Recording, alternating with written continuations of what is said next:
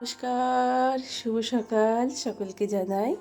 আপনারা দেখছেন শ্রাবণী রেমিস ব্লগে শ্রাবণী বসে চলে এসছে আপনাদের আমার একটা ছোট্ট মিষ্টি পরিবারের ডেলি ব্লগ বা ফ্যামিলি ব্লগ নিয়ে। তো আপনারা যে যেখান থেকে দেখছেন সকলকে জানাই আমার শুভ বিজয়ের অনেক অনেক শুভেচ্ছা ভরা ভালোবাসা, এবং যে যেখানে আসছেন আশা করি সুস্থ আছেন, ভালো আছেন। আমি শ্রাবণী বসু নিয়ে চলে এসেছি অন্যদিনের মতো আর একটা নতুন ভিডিও। আশা করছি আপনাদের অনেক অনেক ভালো লাগবে আজকের ভিডিওটা। তো আজকের ভিডিওটা শুরু করেছি ব্যালকনি গার্ডেন দিয়ে, দেখাচ্ছি জোয়ান গাছ। তো দেখুন, বাবি মাঝখানে ডগটাকে কেটে দেওয়ার পর এই গাছ থেকে কত ওই জোয়ান গাছটা দিয়ে, দেখেছেন? আর কি সুন্দর জোয়ানের, মানে এত সুন্দর সেন। ওই পাতাগুলো প্রত্যেকদিন যদি একটুখানি শুকিয়ে নিয়ে গুঁড়িয়ে রেখে দেওয়া যায়, তাহলে খাওয়ার পর একটু মুখে দিলে খুব ভালো পক্ষে, কারণ পুরোই ওটা আয়ুর্বেদিক। যেহেতু কোনো কিছু এখানে কেমিক্যাল বা কোনো কিছু সার টার কিছুই দেওয়া নেই, যেহেতু আমাদের তোলা গাছ, ব্যালকনি গার্ডেনের গাছ, ওটা জোয়ান গাছটা।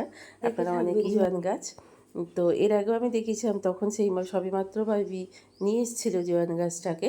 যাই হোক, তো আপনাদের সঙ্গে গল্প করতে করতে চা করে ফেললাম একটুখানি বাচ্চাবাবুরা নামার জন্য। আজ হচ্ছে রবিবার, ঘড়িতে বাজছে এখন প্রায় 6:45 নাগাদ। একটুই দেরি করে উঠলাম, যেহেতু আজকে রান্না নেই, মেয়েটাও যাবে, তাই জন্য একটু নেগলিজেন্সি ভাব আর কি। তো যাই হোক, এইবার দেখুন এই ছাঁকনিটা বেশ কিছুদিন থেকে দেখছি যে যা পড়ছেই না একেবারে, তাই একটু পুড়িয়ে নেব।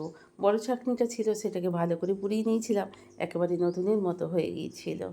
তো তাই এটাকেও একটু পুড়িয়ে নিচ্ছি, দেখবেন। অনেকেই দেখেছি এরম হয়ে গেলেই পাল্টে, মানে জালটাও পাল্টানো যায় এই ছাঁকনির। জালটা পাল্টে যদি জাল কিনতে না পারেন ফেলে দেন, আমি দেখেছি ডাস্টবিনে। তো এইভাবে পুড়িয়ে নিলে একেবারে নতুনের মতো হয়ে যাবে, ঝকঝক করবে, আর চা আটকাবেও না, কোনো কিছু আর ঠক ঠক করে আওয়াজও করতে হবে না। সংসারের কাজে কোনো দিনও আমি অলসতাকে প্রাধান্য দিইনি। সময়টাকে সবসময় ভাগ করে নিয়ে নিজের কাজে নিজের মতো করে লাগিয়ে নিয়েছি। তো তারপরেই চলে এলাম, যেহেতু রান্না একটু দেরি আছে, বাবিটা সেকেন্ড হাফে অফিস যাবে। তো একটুখানি কি বলুন তো, পুজোর পর দেখছি এদিকে ওদিকে ছোটোখাটো একটুখানি মাকড়সা হয়েছে এবং ঝুলটাও হয়েছে। একটা একটা করে ঘর করে নেব। পাশের ঘরে বাবি শুয়ে আছে, ওই ঘরটা হবে না, ডাইনিংটাও আজকে হবে না। এরকমভাবে প্রত্যেকদিন একটা একটা করে, ওই যে বললাম না, নিজের কাজ সংসারে আমাদের মেয়েদের অফুরন্ত কাজ, কেউ বলতে পারবে না। কারণ এই কাজগুলো আমাদের মেয়েদের প্রত্যেকেরই সংসারে একই থাকে, কেউ বলতে পারবে না আপনার কম আমার বেশি। কারণ কি বলুন তো বন্ধুরা, যে কাজগুলোকে আমাকে নিজেকেই করতে হবে, আমি একা যেহেতু, তাই কোনো রকম অলসতাকে সেই সকাল থেকে উঠে থেকেই আমি প্রাধান্য দিই না। চেষ্টা করি সময়কে কিভাবে কোন কাজটা সময় তালে তালে করলে কাজটা আমার সকাল 11টা বা 10:30টার মতো একেবারেই কমপ্লিট হয়ে যাবে। হ্যাঁ, তবে যেহেতু সত্যি কথা বলতে কি বন্ধুরা, যেহেতু আমার সত্যি এটা বলতে কিন্তু লজ্জাও নেই, কোনো কষ্টও নেই, কারণ যেহেতু আমি সিনিয়র হয়ে যাচ্ছি, নিজের শারীরিক প্রতিবন্ধকতার সঙ্গে ছুটতে অবশ্য ঘড়ির কাঁটার সঙ্গে অনেক দিনই হার মানতে হয়, কিন্তু গায়ের জোরে ধৈর্যের সঙ্গে আমি সময়কে সময়ের তালে তালে কাজে লাগাবার আমি চেষ্টা করে নিই। তো তারপরে কী করলাম বলুন তো, মেয়েটাকে একটু ব্রেকফাস্টে দেবো। ঘরে ঝুলটুলগুলো ঝেড়ে এসে বিছানা টিছানা পরিষ্কার করে ঘর দর ঝাঁট মোছা করে নিয়েছি। আজকে এগুলোকে স্কিপ করে নিয়েছি, আপনাদের আমি দেখালাম না। প্রত্যেক দিনই একই কাজ দেখাতে ভালোও লাগে না নিজেরও, কিন্তু বাদ বাকি কাজগুলো দেখাতে মোটামুটি ভালো লাগে। বাসনগুলো বেসিনে মেজে নিলাম। আমাদের একা মানুষকে সব সময় সময়ের সঙ্গে সঙ্গে ছুটতে হয়। সময়ের সঙ্গে ছুটতে না পারলে কী বলুন তো বন্ধুরা, পিছিয়ে পড়তে হয় সব কাজের ক্ষেত্রেই। তাই সকাল থেকেই চেষ্টা করা হয়। আর খুব সকাল সকাল উঠলে নিজের শরীর মনে সকাল সকাল দেখবেন কাজগুলোও হয়ে যায়। আর যেহেতু এখন শরৎকাল, সকালবেলার দিকটা একটু বেশ, মানে গাটা শিরশির করে রাত্রিরে, তো সেই হেতু সকালবেলার দিকটা বেশ একটু ঠান্ডা থাকে। তারপরে আস্তে আস্তে রোদের জোর বাড়ার সঙ্গে সঙ্গে একটু গরম গরম ভাব তো আসেই, তখন একটু ক্লান্তি লাগে। গায়ে ঘাম বেরোলেই দেখবেন আমাদের শরীরে একটু ক্লান্তি ভাব লাগে। সবাই তো আর সবসময় নুন দিয়ে, কী বলুন তো, নুন দিয়ে শরবত খেতে পারে না, বা কোনো ওআরএসও খেতে পারে না। যাই হোক, আপনাদের সঙ্গে বকতে বকতে মেয়েটার জন্য ব্রেকফাস্টে একটু ছানা বানিয়ে ফেললাম, আর এদিকে ঝিঙে আলু পোস্ত করে ফেললাম। 2 সপ্তাহ ধরে ঝিঙেগুলো এনে পড়েছিল, তো ঝিঙেগুলো কাটতে গিয়ে কী দেখলাম বলুন তো বন্ধুরা, ঝিঙে যতটুকু বেরোলো না, তার থেকে বেশি বেরোলো খোসাগুলোই। আজ করবো কাল করবো নেগলিজেন্সি করে করে আজকে করেই ফেললাম ঝিঙে পোস্তটা। আর এখানে সেই চাল কুমড়ো বা ছাঁচি কুমড়োর যে খোসাগুলো ছিল, সেটা দিয়ে দুটো উচ্ছে দিয়ে ভেজে ফেললাম। কিছু খাক আর না খাক, আমার বাবিটা কিন্তু এটা অবশ্যই খাবে। পোস্তটা ফেলে দেবে, মাছ ফেলে দেবে, কিন্তু এটাও খাবে। সারাদিনের কোনো ভিডিও আমি আর মানে দেখাতে পারিনি। তারপর সন্ধ্যে থেকে আজকে আমার হঠাৎ করেই ছেলেটা বাড়ি থেকে ফিরে এলো। ফিরে এসে আমাদের সঙ্গে এতটাই সন্ধ্যে থেকে গল্প করতে শুরু করে দিয়েছে, আমি ভাত চাপিয়ে দিয়ে বিভোরে ওর সঙ্গে গল্প করতে গেছি। করতে গিয়ে এসে দেখছি কী অবস্থা, ফেনা পড়ে দেখুন, বাপরে বাপ। তাই আর ভাতেতে দেখলাম খুব একটা ফ্যান নেই, তো কী করবো, ওই চড়ু চড়ু ফেনা ভাত খেতে তো আমাদের সকলেরই ভালো লাগে। এই ছোট্টোবেলাকার অভ্যাস, স্কুল যাওয়ার অভ্যাস, কী বলুন, আলু ভাতে ফেনা ভাত, ডিম সিদ্ধ মা করে দিতেন। সেই দিনটাকে, স্মৃতিটাকে কিন্তু ভুলতেই পারি না। তাই মাঝে মাঝে আমার বাড়িতে প্রায় দিন ফেনা ভাত একটু হয়েই থাকে। না বললাম, গ্যাসটাকে একটু পরিষ্কার করে নিলাম, সেটাও অফলাইনেই করলাম।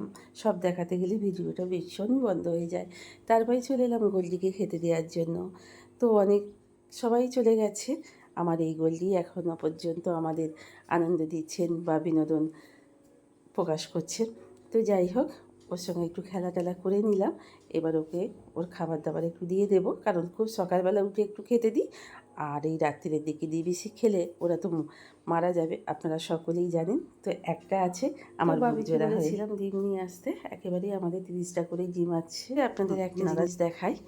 তো ছেলেটা বাড়ি থেকে এসছে, তো আমার মানে কি বলবো, আমার উনি পাঠিয়ে দিয়েছেন, আমার মানে বান্ধবী বলতে পারেন, দিদিই বলতে পারেন, আমার আত্মীয়া বলতে পারেন।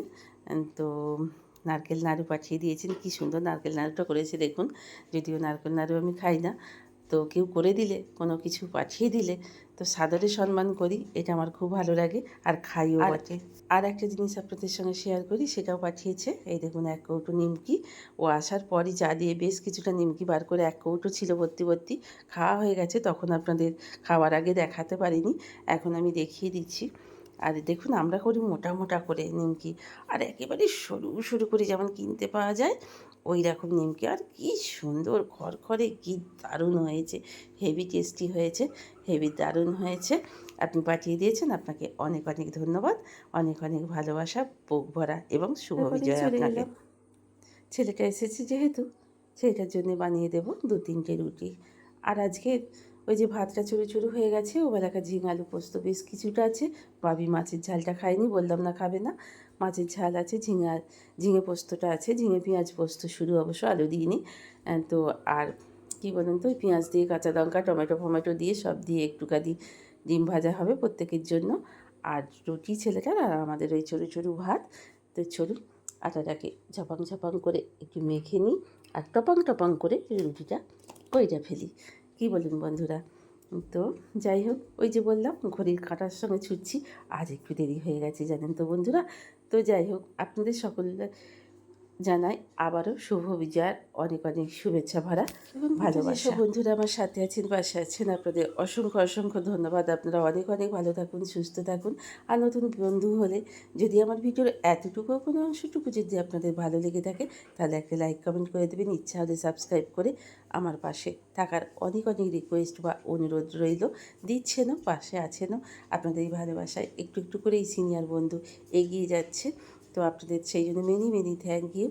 তো যাই হোক, আপনারা সকলে ভিডিওটা যদি স্কিপ না করে একটু দেখেন তো আমার অনেক উপকৃত হই, কারণ আমার 4 বছর বিপত্তির মাঝখানে আমাকে পড়তে হচ্ছে। ওয়াচ টাইম চলে যাচ্ছে, তারপর সাবস্ক্রাইবও কেটে নিচ্ছেন, তারপর ভিউজ টিউজ সবই কিছুই চলে যাচ্ছে। যাই হোক, এই করতে করতেও আমি এগিয়ে যাবো জানি ঠিকই। ধৈর্য মানুষের জীবনের সব থেকে বড় সম্পদ।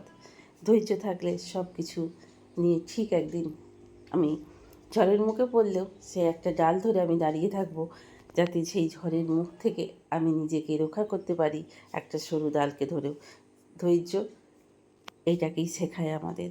তাই আমাদের সাংসারিক জীবনে আমাদের প্রত্যেকদের মেয়েদের সব থেকে বড় সম্পদ হচ্ছে ধৈর্য। ধৈর্য ধরে থাকলে তবেই টিকে থাকা যাবে। তো এখনকার দিনে সেটা অবশ্য খুবই কম। স্যাক্রিফাইস বলে কোনো জিনিসই এখনকার ছেলেমেয়েরা জানে না, সকলেই জানে শুধু এখন ঈগল লড়াই। তো আগেকার দিনের আমাদের মতো, কি বলুন তো বন্ধুরা, আমাদের মতো মানুষদের মধ্যে, আর আমাদের মায়েদেরও দেখেছি, দিদিমারও দেখেছি, যে সারা জীবনই আমরা সুন্দরভাবে গুছিয়ে গাছিয়ে, তবে স্যাক্রিফাইস করতে যে হয় না, প্রত্যেক সংসারে প্রত্যেক স্টেপ বাই স্টেপ, মা, দিদিমা, ঠাকুমা, তারও মা, সবাইকেই হয় স্যাক্রিফাইস করে। যাই হোক, এবার ডিনার সার্ভ করতে দিয়ে দিয়েছি, বাচ্চাবাবুকে দিয়ে দিলাম। আর মাছের ঝাল আছে পোস্ত দিয়ে। ছেলেটা ডিমগুলো বানিয়ে দিচ্ছে, বাবি এখানে বসে পড়েছে। ওর ডিম ভাজা রেডি হয়ে গেছে। বাবিকে বললাম ভাতটা নিয়ে নে, ও কিন্তু নেবে না, আমাকেই দিতে হবে। চলুন, এতক্ষণ পর্যন্ত যেসব বন্ধুরা আমার সাথে আছেন, পাশে আছেন, আপনাদের অনেক অনেক ভালোবাসা, অনেক অনেক শুভেচ্ছা। অনেক অনেক ভালো থাকুন, সুস্থ থাকুন, হাসি খুশি থাকুন। আর খালি দুষ্টুমি আমার মেয়েটাকে আপনারা আমার মেয়েটাকে একটু আশীর্বাদ করুন, ও যেন সুস্থ থাকে, ভালো থাকে, পড়াশোনা করে নিজের পায়ে দাঁড়াতে পারে, আমাদের সাথে থাকে, পাশে থাকে। সকলকে ভালোবাসা জানাই।